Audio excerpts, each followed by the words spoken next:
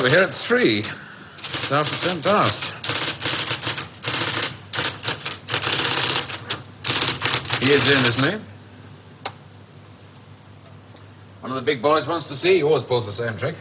Sends for you at 3 and sees you at 3:15.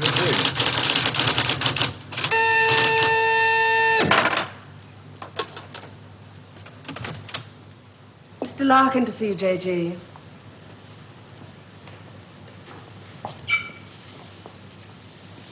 I'm sorry for the captain. Sit down, Mr. Larkin. Thank you. Do you smoke these things?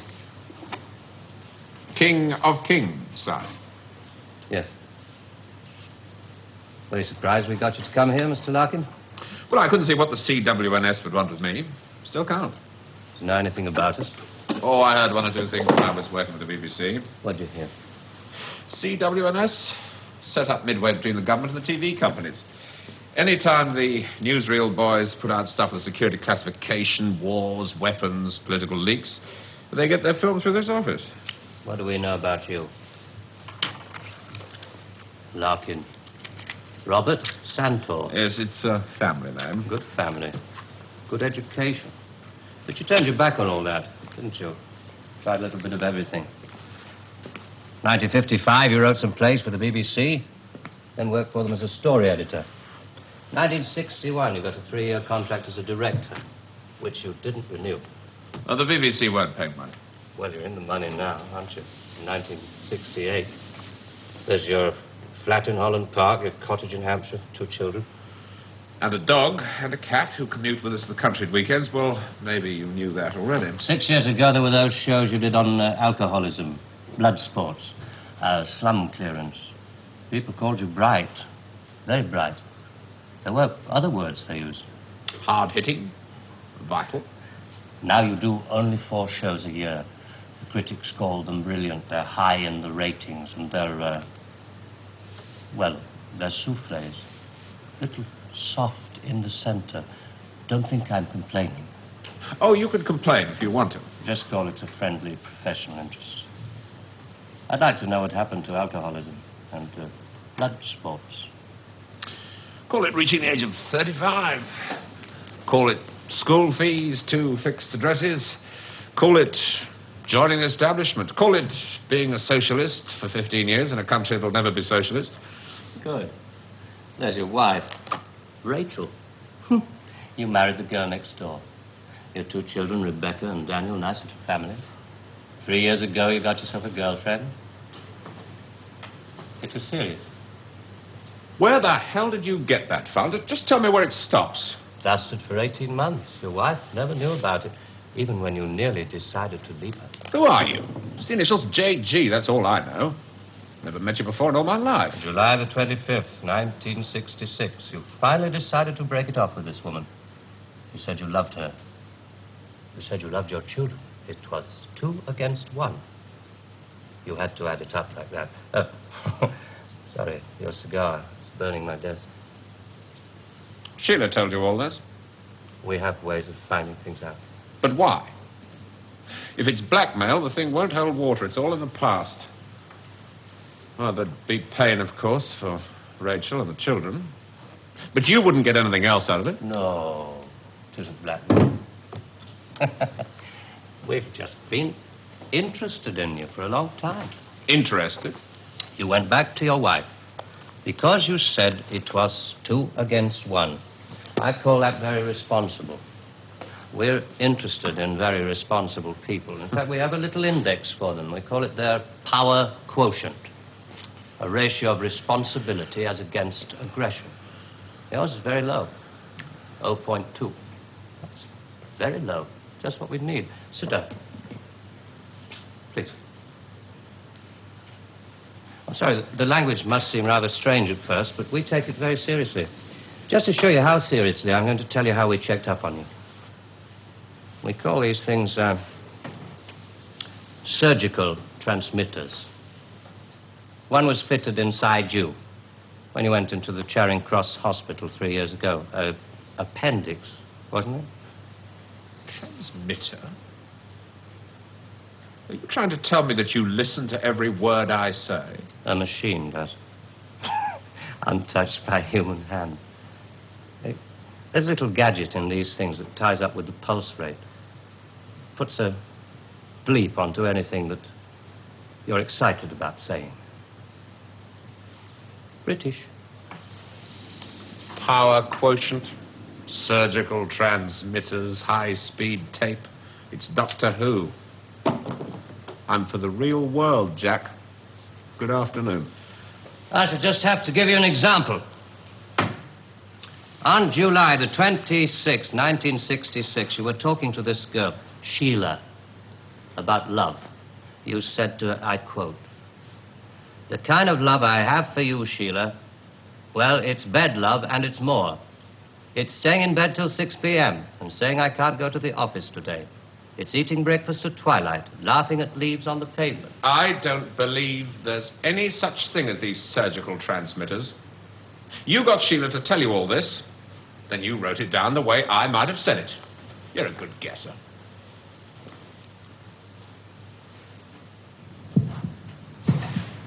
Can you hear your heart beating? It's eating breakfast at twilight, laughing at leaves on the pavement, getting a cab to a silly movie to Paris. It's moving when you're tired of staying still. And I've done it all before when I could do it with no ties. Now to just be irresponsible. So there really is one of those things inside me.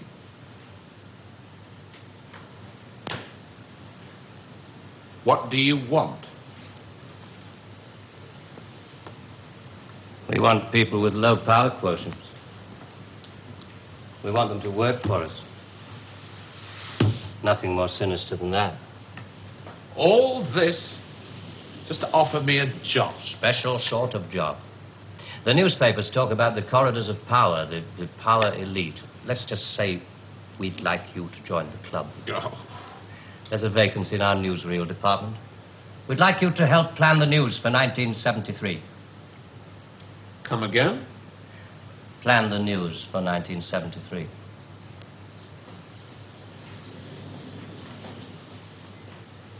What are you doing? I just want to make sure the sunlight's real.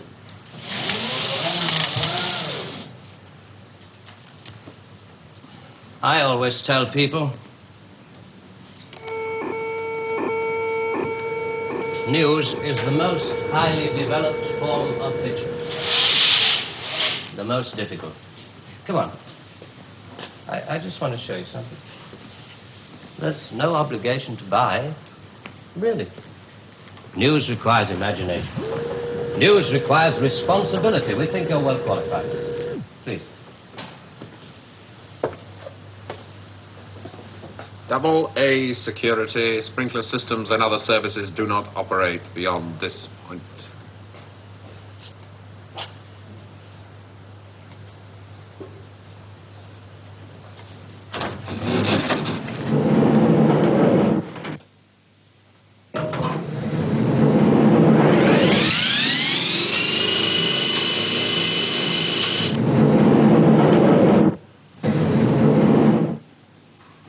'73.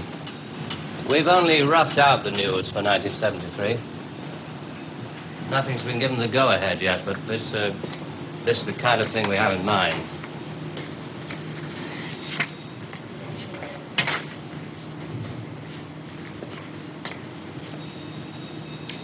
Come.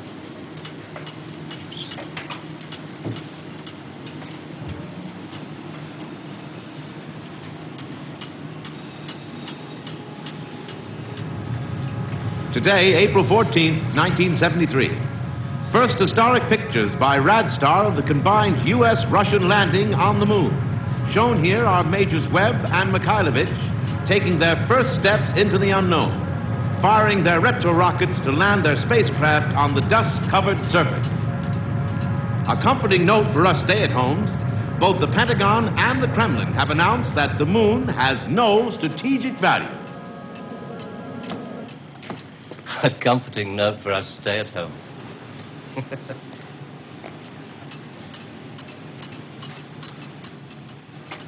I can't show you any film on this next model. We haven't photographed it yet. But this is the way it will sound. June the 22nd, 1973. The State Department releases film of the ultimate weapon, codenamed Icarus.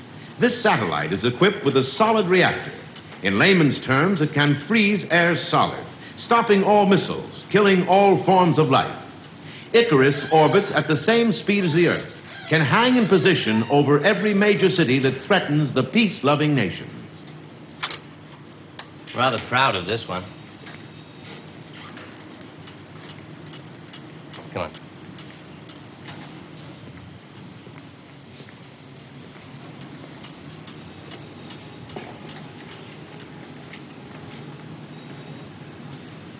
Please, sit down, Mr. Larkin.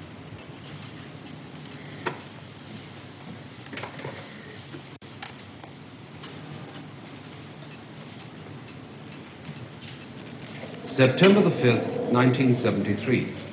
The new phase in global warfare. War by example.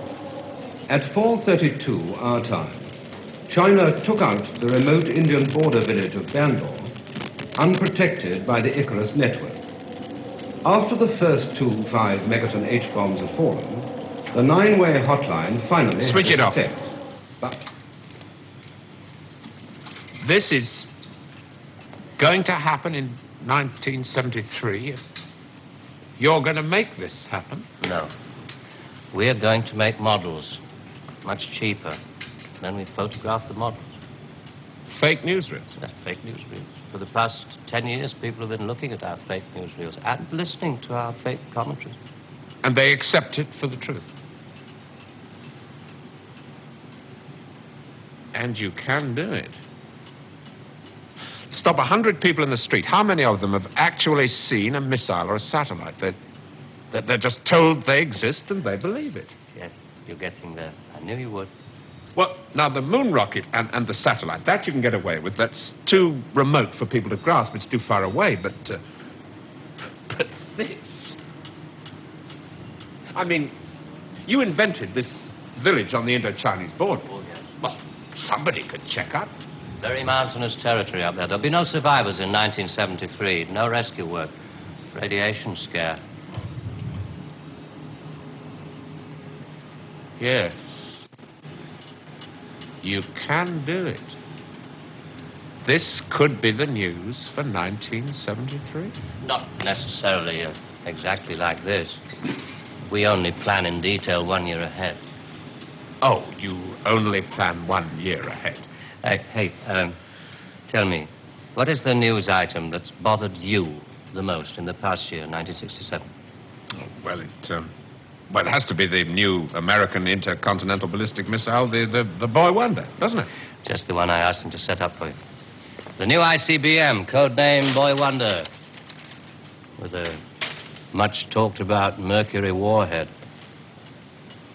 I haven't any special effects up here, but perhaps with the proper sound. Blast off. And Robert Larkin, television director, high IQ, 35 years old, is scared. Scared by nothing. It doesn't work. It's a scientific impossibility.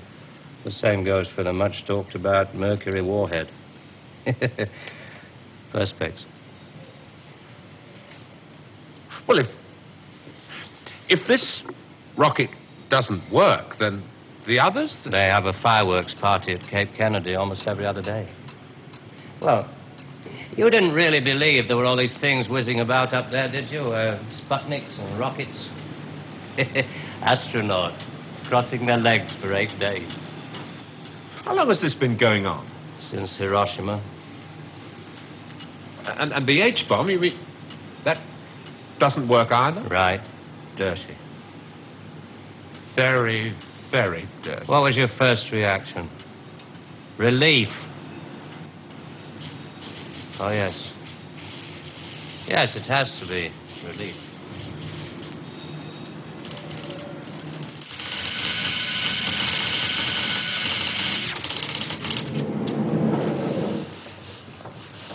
Only 12 people are allowed beyond this point. Most of them work in the photographic department, taking phony newsreel pictures of our models and processing film and so on. Sit down, please.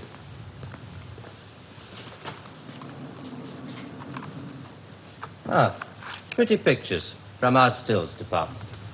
The boy wonder. Do you really think that missiles and satellites are my line of country? No, not at all. I've only shown you the hard news. There are other things, much softer things we thought might interest you. Well? 1973, we thought it might be time for an anti-teenage movement. A long-awaited return to maturity. Sherry. Perhaps even a religious revival. Oh, I see. You want me to arrange the grand opening of Ruislip Cathedral. 1st of October, 1973. Mark the date down in my 10-year diary. We are very serious about you. There are things about you we like very much.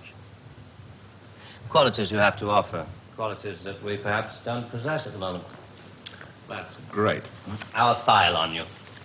I have to return to July the 25th, 1966, the day you broke it off with this girl, Sheila. You really did reveal rather a lot of yourself that day. But, of course, if you really mind... Help yourself. You said to her, it won't work, Sheila, and she said something, and then you said...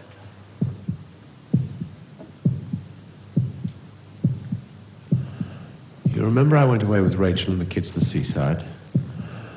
It was midweek, and this huge stretch of sand was empty. Just a circle of footprints around 3 sandcastles and tracks out to sea. The whole damn day of my family marked out in front of me. The sun was going down. Rachel kept calling the kids to get dressed. She picked up buckets and spades, corny, bloody things like that. I was up at the car. I looked at those footprints, and I knew those people were slipping away. There were things I could tell them. We rather like that bit about footprints. You see, in this job, some of us have got rather a long way away from the idea of footprints in the sand. Those footprints were made by my children. Now, you want me to scare the hell out of them with every bomb from A to H inclusive. Well, why? I mean, when did it all start? 1945. You may remember the Americans let off their 2 atomic bombs. Well, they didn't want other people doing the same thing. I mean, you do see that, don't you? Oh, I don't know. Well, to scare the people off, the Americans put it up, and the atomic bomb was halfway along the line to something much bigger, the hydrogen bomb. It didn't work. They spent 5 years in negative research. Well, what about the Russians? They're supposed to have quite a pile of these things. We were surprised when they started their tests. Then we got a few feelers from their Secret Service. Nowadays, we work very closely together. Oh, all these stories about spies going off to Russia. Mr. Philby, remember? Just good copy for the Sunday papers. Good copy. Well, the Chinese. I mean, they've just announced their bomb. Yeah, we played along with it. We recorded their phony explosion. We're rather hoping the Chinese will come along, complete the pattern, you know. In Vietnam, hundreds of people are being killed every week. Well, you can't do that with your models. No. And you can't kill people of bad habits in 2 generations. They like to carry rifles. They like to put lines on maps. And we let them because we control the situation. There's no danger of world war. Just a simple choice for everybody. Capitalism or communism. Strawberry or vanilla. It all adds up to the same thing now we've got rid of the big bangers. Well, how can you be sure that Johnson, Kosygin aren't working on other things? Poison gases, bacteria. Pathetic man of your intelligence. You don't want to destroy the world. Neither do I. What makes you think that presidents are different? Well, they've made some pretty good stabs at it in the past. There wasn't the right sort of control then. Nowadays we know better. Politicians are easy to control. The grosser mentality boys who like to be photographed getting in and out of Daimlers in Whitehall. They come right at the bottom of our organization. A few rungs up the ladder, there are the people in the top secret factories. Just those in a position to know they're making weapons that don't really work. But there must come a time when somebody wants to use one of those weapons. I mean, somebody is standing there with a finger on the button. Well, that's the beauty of it. Nobody presses the button. We control all the crises. We build them up and we shut them down. We. Again. Yeah, I'm coming to that. Near the top of the hierarchy, there are the economists, top civil servants, the top brass in the military. Those men who are supposed to view the nuclear tests and so on. And above them, CWNS. Right at the top. Classified World News Service. Just who the hell are you? It's obvious, isn't it? Just a very few of the top people in communications in every major country in the world. Oh, you mean you run all these magazines? No, of course not. We just get them to take some of our copy every week. Television is much more important to us. It all happens so quickly. You say you can put out what pictures you like on television. Doesn't anybody try to stop you? No, nobody wants to. 99.386% of the population wouldn't believe this conversation. And the rest are working for us. And they're the top minds, the really responsible people. They know they're guaranteeing the lives of their grandchildren the only foolproof way. Scaring the hell out of their grandchildren. Well, I won't buy it. You must admit there has to be some kind of control in this world of ours. Look at this. And remember that 1/4 of the world is starving. There are the full bellies and the empty bellies. Some of the empty bellies carry rifles. Well, we full bellies are getting a bit flabby. We're not very good with rifles anymore, so we've devised 2 ways to keep the empty bellies under control. One of them is this fictitious hydrogen bomb we've talked about. The other one is money. Enough money to fill some of the empty bellies and put a hopeful smile on the faces of the others. A great wall of money all around Britain. And it's no secret that the British economy is in trouble at the moment. So we have to put that right, too, to stay alive. We have to control the people in this country. Scare an ostrich, buries its head in the sand. You scare a hedgehog, it rolls itself up into a ball. When a woman's frightened, she goes out and buys herself a hat. You mean you scare us so that we'll buy more, so that money moves quicker, production moves up? We don't say scare when we talk about human beings. We say threaten them emotionally. And there are all sorts of ways of not just the big ones like the hydrogen bomb. Overcrowd them a little with bad planning. Sell them too many motor cars. Anything to keep them a little bit removed from reality. Nowadays, people don't work for money. They work for the idea of money. They don't even love for love. They love for the idea of love. They only hate for the idea of hate. It took us 5 years to find a non-addictive drug, one we could pay off against the hard drugs. LSD. You marketed that? Oh, yes, of course. And for a very good reason. Some of these protest movements were getting a little bit too close to the mark. LSD gave them nice little hallucinations. Made them talk like 3-year-olds. Throw flowers at policemen. Shall we talk terms? You're not still going to ask me to work for you? I'm afraid I've had to put all this rather bluntly. You see, there wasn't really very much time. It must be rather a shock. Well, I mean, most people realize that the world is controlled from about 6 big cities.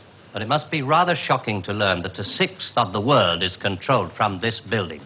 You mean you? Oh, no. I only rate an office on the 7th floor. There are 2 other offices above this one. And a giant computer system. Link number 4 in world control. A computer? And what's so remarkable about that? It's just a machine that can store a vast amount of information. A machine that knows too bloody much. Now you're being hysterical about it. The computer's very simple.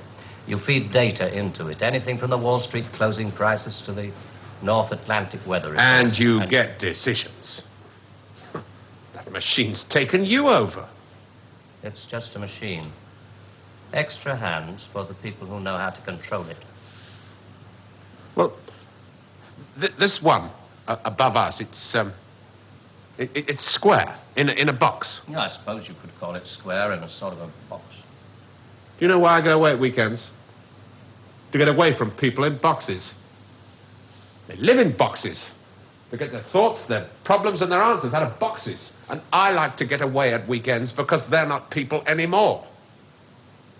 Now, you know all about me. My cottage in Hampshire. But did you know that there's a line of trees that goes right up past the house? And the noise they make is like the sea. Did you know that I find it difficult to sleep in the country? And I like to go and stand in the garden before dawn. And I feel good because I know that my wife and my children are asleep inside. And I like to go out and walk past the wet hedgerows until I can see pasture land and the smoke from the cottages in the This village. may be all very well for one of your grassroots programs, but I'm afraid time is running out. I ought to tell you, we pay a great deal of money. We can afford to. We save such a lot on things like the national defense budget, so on. We would start you off at £250,000 a year. Oh. Rising to £1 million when you make the Ministry of Morality, which I know you will. Will you let me out of here? One little point. I should have told you about these surgical transmitters.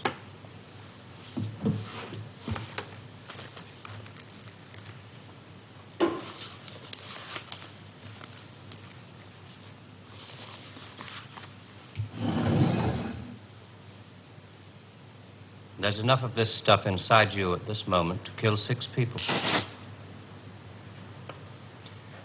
There's a button we can press. I'm sorry about the dramatics. Our boys call these things the oral contraceptive. Keeps them from talking too much. So there must be one of those transmitters inside you. Who presses the button? Extra hands. All this stuff about the computer being extra hands for the men who know how to control it. That machine controls you.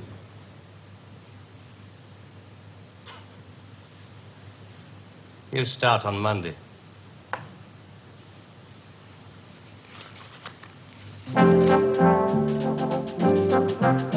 Early controversial classics from Dennis Potter next weekend with the first of the Nigel Barton plays on Saturday at 11:20.